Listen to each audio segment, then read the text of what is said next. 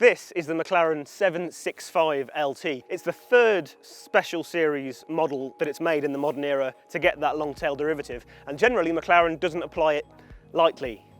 Get it? No? Okay, we'll move on. This car has 765 metric horsepower.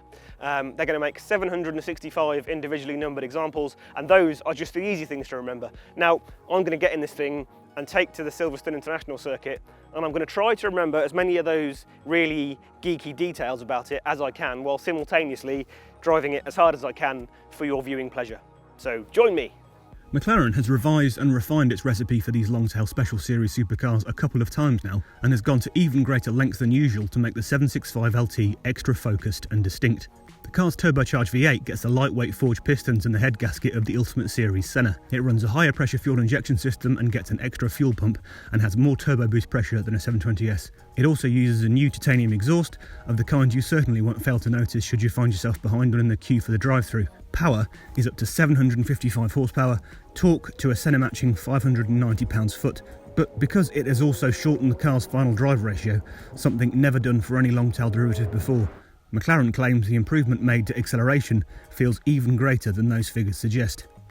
Right then folks, hello, here we are at Silverstone. We're using the shorter sort of half circuit today. I think they call it the International, and we're going to find out exactly what McLaren means when it uses words like engaging, immersive, exploitable. Exploitable is a word that you don't associate with McLaren's much. Weight has been saved by substituting carbon fibre for aluminium for the bumpers, the side skirts, the front splitter, the rear diffuser and the rear wing. And you can have a carbon bonnet, wings and doors too at extra cost. The front and side window glazing is down to just 0.8mm thick, and there's a polycarbonate engine cover. And on the inside, the car comes without air conditioning or audio systems as standard, and with the Senna's rather scary looking carbon bucket seats. If you go through all of that and add it all together, your 765LT can weigh as much as 80 kilograms less than a regular 720S if you want it to, as little as 1,229 kilograms dry. That's only 30 kilograms heavier than a Senna, so this thing should certainly be fast. There's a lot going on with this car, much more than you would imagine they would do to a sort of a limited series track special. They tend to be kind of end of life, stripes and wheels type affairs, don't they? This isn't. It is fast, I can tell you that much. I'm piling into village here. Brakes are great. Oh, there you go, look, there's a little bit of drift angle there. That's because the front end is a lot pointier now and it feels that way. This car just goes in a lot more keenly, I think, than a 720S does, and then you feel that higher level of lateral grip and response. Doing the sort of slower corners, you feel like the front end is nailed, and you're going to end up managing the rear end, however much or as little as you want to. The most significant changes to the rolling chassis have happened at the front axle, which is 6mm wider than on a 720S, but also 5mm lower. And that extra inclination and mechanical advantage is likely to make for much pointier feeling handling. The car has new lightweight springs, which are also 20% stiffer than on a 720S, as well as reinforced and recalibrated interlinked adaptive damping. There are forged wheels and specially developed Pirelli Trofeo R tyres, while the extra powerful braking system of the Senna is borrowed wholesale, with the Senna's handmade carbon ceramic discs available as an option. Got the ESC in dynamic mode and everything else in track at the moment. So the safety net is on. I'm hoping I won't spin it for you.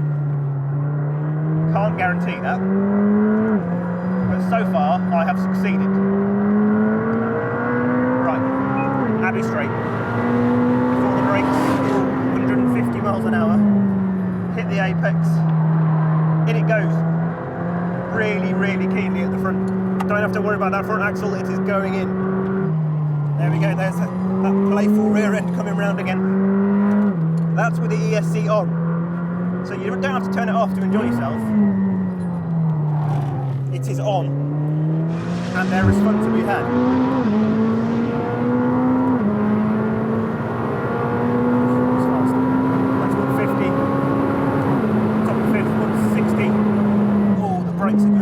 Senna brakes, carbon discs, big calipers, Senna vacuum servo, stops really well. Great pedal seal as well. It's a little bit feisty you know. It reminds me of 675LT, as it should, I suppose.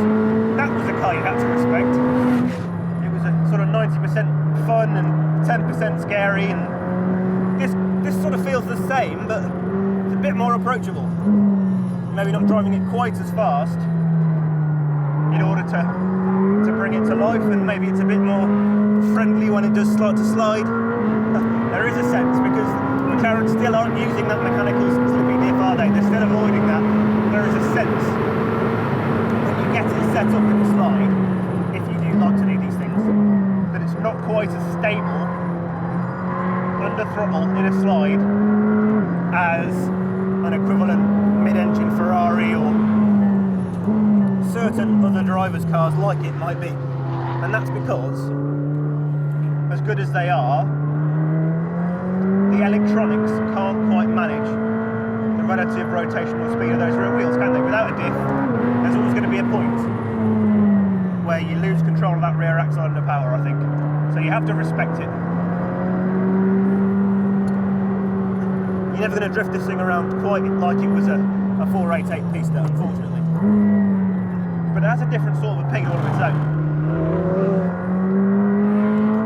And when you do really get on terms with it, my word, it's a great thing. It's a great thing. And it's fun. And it's fast, my word. I can't wait to find out how usable it is on the road, you know, whether they've made big compromises to the ride. I have to say, I would like it to be a bit sweeter sounding. That titanium exhaust, it certainly adds volume, but it's only making a slightly gravelly, slightly tuneless engine louder, isn't it? So, you know, one or two reservations, but it's funny how it can make you forget them. I like the brakes. What a fantastic